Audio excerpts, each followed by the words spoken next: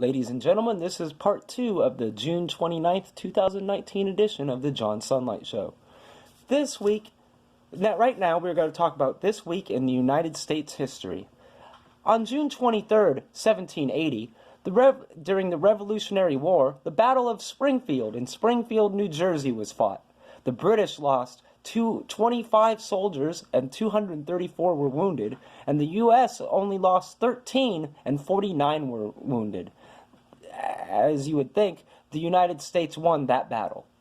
On June 24th, 1880, although this isn't a United States history fact, due to the fact that I sing it at the end of every episode, I wish to say that the first performance of O Canada was performed. Also on June 24th, 1947, the first reported UFO sighting by Kenneth Arnold happened in Mount Rainier, Washington. And on June 24th, 1895, is Jack Dempsey's birthday. He's a former heavyweight boxer, former heavyweight and light heavyweight champion. On June 25th, 1876, Custer's last stand happened, the Battle of Little Bighorn, where Custer unfortunately met his demise. On June 25th, 1915, is the birthday of professional wrestler Whipper Billy Watson, a former multiple world tag team champion in the Maple Leaf, Stampede, and National Wrestling Association promotions.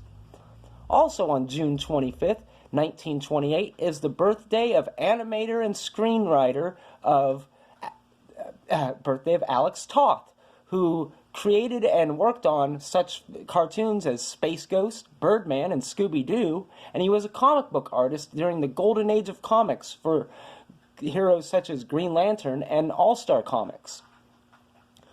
Also on June 25th, 1950, was the beginning of the Korean War. And on June 27th, 1950, the United States officially entered the Korean War. On June 28, 1914, Franz Ferdinand was assassinated, which drew everybody into World War I.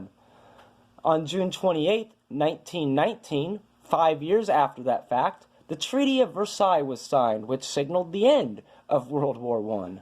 And, finally, on June 28, 1926, Mel Brooks was born, who created some of the best movies. On to national news. Well, socialist Bernie Sanders is at it again. This time, he expects the taxpayers, meaning you and I, to pay off people's student debts. Now, I feel bad for people who get into debt just to go to college, but we should be going after the colleges who pay their teachers outlandish salaries to brainwash our children instead of the taxpayers. There is no excuse why colleges are as expensive as they are. The other problem with Bernie's theory is that it's wrong to expect the taxpayers to pay for someone else's mistakes. Now, I'm not saying it's a mistake to go to college if you could afford it. What's wrong, though, is to go to college and expect others to have to pay for it. We shouldn't be surprised, though. We've had this problem a few years ago when we had all those people who bought houses and couldn't afford them and expected the government to bail them out as well. But again, we shouldn't have to suffer for other people's bad decisions. Nobody forced these people to take out loans they couldn't afford. Nobody put a gun to their head, yet they think the taxpayers owe them something.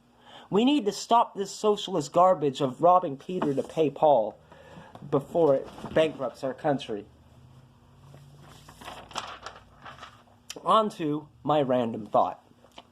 Just recently, people were acknowledging the 10th anniversary of Michael Jackson's death. I, for one, don't understand it.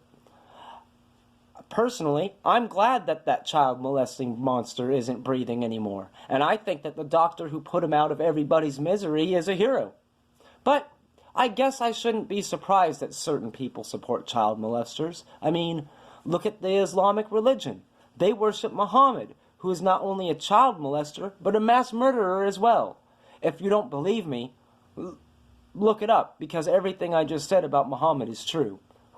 But Mr. Sunlight, aren't you afraid some retarded followers of Islam will declare a fatwa on you for speaking the truth? Hell no. I'm not scared of followers of a child molester. In fact, if somebody gave me a Quran, because I wouldn't even waste $1 on that garbage, I would piss on it and burn it right here on my show. Gosh. This ends the second part of the June 29th, 2019 edition of the John Sunlight Show. Tune into part 3, which is coming up next.